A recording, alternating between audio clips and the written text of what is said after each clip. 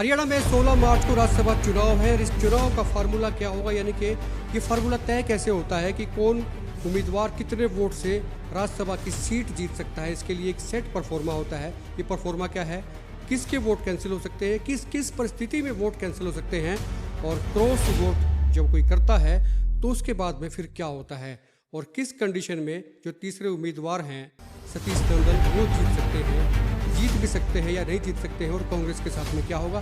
सारे के सारे सवालों का तफसील से जवाब आज के इस वीडियो में। नमस्कार, एक बार पोस्ट में आपका बहुत बहुत स्वागत है। मैं हूं सर्वेश कुकरा। आगे बढ़ने से पहले आपसे गुजारिश है कि इस वीडियो को आप शेयर जरूर कर दें, पसंद आए तो आप लाइक भी कर सकते हैं, कमेंट आप खुल के करें, क्योंकि आज का जो वीडियो है बेहद खास है। काफ़ी सारे लोग जानना चाहते थे कि जो राज्यसभा का चुनाव होता है इसमें कितने वोट से कौन जीतेगा, ये क्या परफॉर्मा होता है, इसका सेट फार्मूला क्या है। सबसे पहले इसी से शुरुआत करते हैं, इस फार्मूले को समझ लीजिए। अब एग्जाम्पल के तौर पर, क्या सटीक तौर पर आपको समझाएंगे कि हरियाणा में 2 राज्यसभा सीटों के लिए चुनाव होना है। इसके लिए फार्मूला क्या है आप समझिए कि 90 टोटल विधायक हैं, क्योंकि इससे पहले मैं बता दूं कि सिर्फ और सिर्फ एमएलए इस राज्यसभा के चुनाव में वोट करते हैं, और ये वोट सिर्फ और सिर्फ बैलेट पेपर पर होता है, यानी कि ईवीएम पर नहीं होता है। 2003 में ये अमेंडमेंट लाया गया था, यानी कि तय हो गया था 2003 में। क्रॉस वोटिंग से रोकने के लिए ये फार्मूला सेट किया गया था कि नहीं, ईवीएम में पता नहीं चलता क्योंकि गुप्त मतदान होता है, किसको वोट चला गया। पार्टियों ने ऑब्जेक्शन किया तो फिर ये तय हुआ कि बैलेट से वोटिंग होगी, तो ये वोटिंग बैलेट से होगी। 90 विधायक जो हरियाणा के हैं वो इसमें पार्टिसिपेट करने के लिए एलिजिबल हैं। कितने करेंगे वो अलग इशू है। अब इस फार्मूला को समझिए। 90 विधायक जो हैं वो टोटल वोटर्स हैं, उसको डिवाइड हम करेंगे 2 से, क्योंकि 2 सीट हैं। वो 2 के साथ में 1 को जमा करेंगे पहले, यानी कि 3, और 3 जब डिवाइड करेंगे 90 को 3 से तो उसकी फिगर आती है 30, और उसमें जोड़ देंगे 1, यानी कि 31 वोट चाहिएंगे पहली राज्यसभा सीट के जीत के लिए। यानी कि जिस पार्टी को 31 विधायक 31 वोट मिलेंगे, विधायक बिना समझिए आप इसको वोट समझिए, 31 वोट मिलेंगे, वो एक सीट जीत जाएगा। और ये फार्मूला सभी पे लागू होता है, तीनों पे, यानी कि बीजेपी, कांग्रेस, निर्दलीय, इनमें से कोई भी 31 लेके आता है। फर्स्ट प्रेफरेंसेस की मैं बात कर रहा हूँ, इसमें प्रेफरेंसेस भी होती हैं कि आपकी फर्स्ट प्रेफरेंसेस क्या है, सेकंड प्रेफरेंस क्या है। बीजेपी के जो विधायक हैं वो प्रेफरेंस को फॉलो करेंगे, क्योंकि उन्हीं की पार्टी के निर्दलीय कैंडिडेट के तौर पर सतीश नंदन खड़े हैं, तो उनकी प्रेफरेंस रहेंगी, फर्स्ट प्रेफरेंस और सेकंड प्रेफरेंस वो करेंगे। मतलब प्रेफरेंस सबके लिए है, लेकिन कांग्रेस को जरूरत नहीं है कायदे से वो प्रेफरेंस में जाए, उनकी एक ही प्रेफरेंस है, और अपने जो उनका एक कैंडिडेट है उसके लिए वो वोट करेंगे। अब इसमें समझिए, बीजेपी के पास में 48 विधायक हैं इस वक्त, उनको एक सीट जीतने के लिए विधायकों की जरूरत है 31, बचे 17। तो ये 17 कायदे के मुताबिक, जैसे कि संभावनाएं हैं और होगा भी ऐसा ही होता है, वो वोट करेंगे फिर अपने निर्दलीय कैंडिडेट को, यानी कि सतीश नंदन को। सतीश नंदन के पास में 17 विधायक हो जाते हैं बीजेपी के, 3 विधायक निर्दलीय है, ये मान लीजिए। हालांकि उनका विशेषाधिकार है, वो जिसको चाहे वो वोट कर सकते हैं, लेकिन मान के चलते हैं कि 3 विधायक जो हैं वो भी सतीश नंदन को वोट करते हैं, तो उनके पास में होंगे 20। और अब बचे आईएनएलडी के 2 विधायक। ये आईएनएलडी की मर्जी है, वो किसी को वोट कर सकती है, किसी के साथ जा सकती है, नहीं जा सकती, उनका विशेषाधिकार है। चौधरी अभय सिंह चौटाला ये तय करेंगे कि वो किसके साथ जाएंगे, कैसे वोट करेंगे, ये उनका अपना तरीका है, उनकी अपनी सोच है। जो उनकी पार्टी के फेवर में होगा वो डिसीजन लेंगे। वो कह भी चुके हैं कि हम अपना फैसला 16 तारीख को लेंगे। अगर मैं कह रहा हूँ कि अगर लगाया मैंने, अगर ये भी निर्दलीय के साथ में जाते हैं कांग्रेस को हराने के लिए, वो ऐसा हो सकता है, तो फिर उनके पास में हो जाते हैं 22 वोट। लेकिन 22 वोट से क्या सतीश नंदन जीत सकते हैं?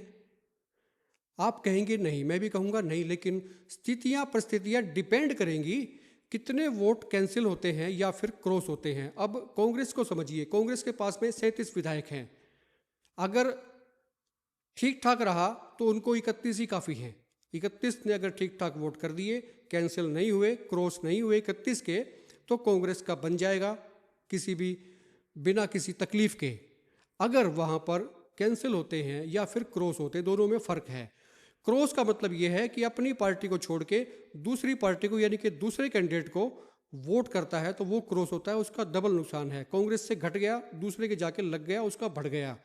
और अगर वोट कैंसिल होता है तो अकेली उसी पार्टी को नुकसान है जिसका वो कैंसिल हुआ है। तो दो चीज़ें इसमें हो सकती हैं। अब आप ये समझिए कि वोट कैंसिल कैसे होता है या कैंसिल किस किस का हो सकता है। पहली बात तो ये कि जिस भी पार्टी का विधायक है वो अपना जब बैलेट पेपर अपने पार्टी के एजेंट को दिखाना उसको होगा। अगर वो उसको नहीं दिखाता है तो उसका वोट कैंसिल हो जाएगा। या फिर वो अपना वोट किसी दूसरे को दिखा देता है तो भी वो वोट कैंसिल होएगा। रिटर्निंग ऑफिसर जो है वो उसका वोट लेगा, उस पर कैंसिल मार्क कर देगा। ये आप इसको समझ लीजिए। इंडिपेंडेंट जो एमएलए हैं उनको अपना वोट किसी को दिखाने की जरूरत नहीं है, वो अपना सीक्रेट वोट डाल सकते हैं। अगर गलती से उन्होंने किसी को दिखा दिया तो वोट जो है उनका भी इनवैलिड हो सकता है, यानी कि हो ही जाएगा। ये भी आप तय मान लीजिए। और एक इसमें टेक्निकल मार्किंग एरर भी आते हैं।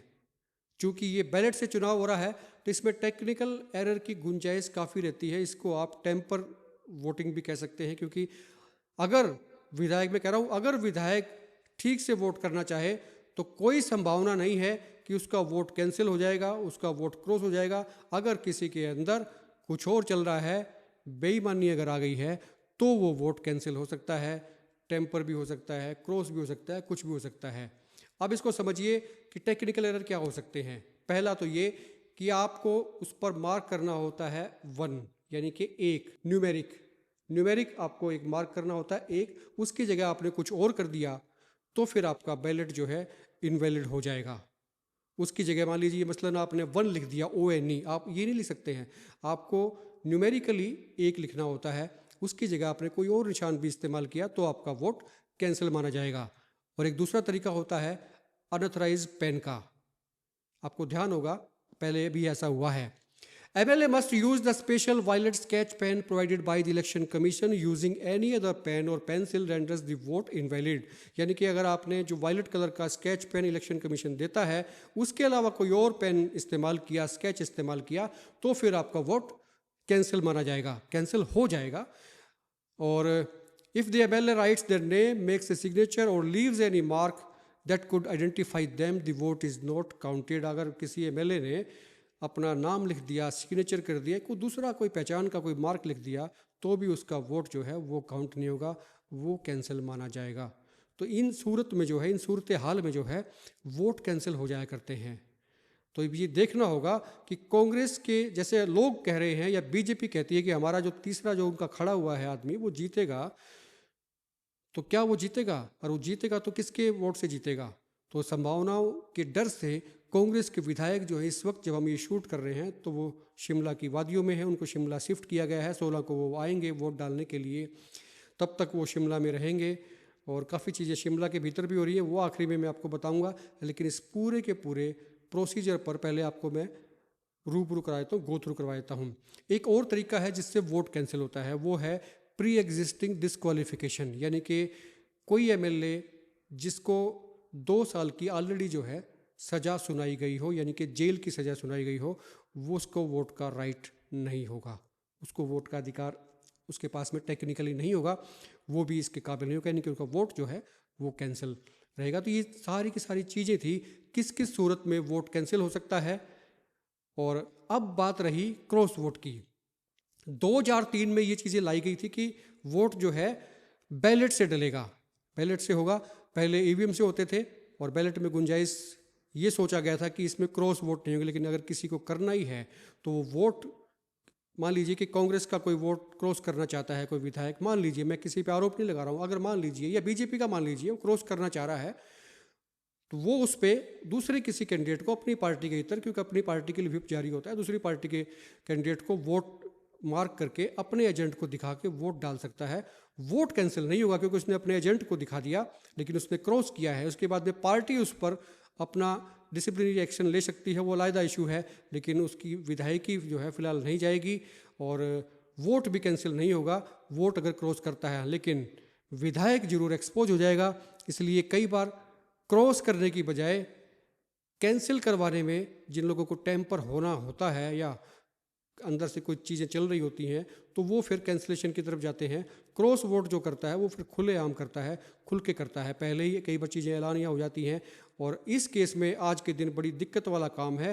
कांग्रेस के क्रॉस वोट अगर कोई करते हैं तो उनके लिए भारी दिक्कत आ सकती है। माहौल ऐसा क्रिएट हो गया है राजनीतिक हल्के में कि कांग्रेस के लिए, हालांकि कांग्रेस को अपने विधायकों को बचा के रखना बहुत बड़ा जो है एक टास्क आज के दिन है, क्योंकि पूरी की पूरी टीम इस वक्त शिमला में विधायकों के साथ लगी है और विधायकों के पास में हमारे खास सूत्र बता रहे हैं, पुख्ता सूत्र बता रहे हैं कि बीजेपी नेताओं के फ़ोन भी जा रहे हैं। वो बीजेपी नेता ये भी कह सकते हैं कि हम तो ऐसे ही फ़ोन करते रहते हैं, पहले भी कर दिया करते थे, अभी भी करते हैं, वलायदा इशू है।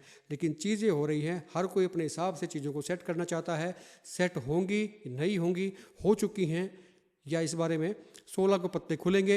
लेकिन आज के दिन कांग्रेस के विधायक शिमला में हैं, बीजेपी भी अपने विधायकों के साथ में बैठक कर रही है, बैठक ले रही है। उनके भी जो है अपने पर्यवेक्षक तय हो गए हैं और कई नेताओं को कमान दे दी गई है कि आपने ये चीज़ें देखनी है, आपने जिम्मेदारी संभालनी है।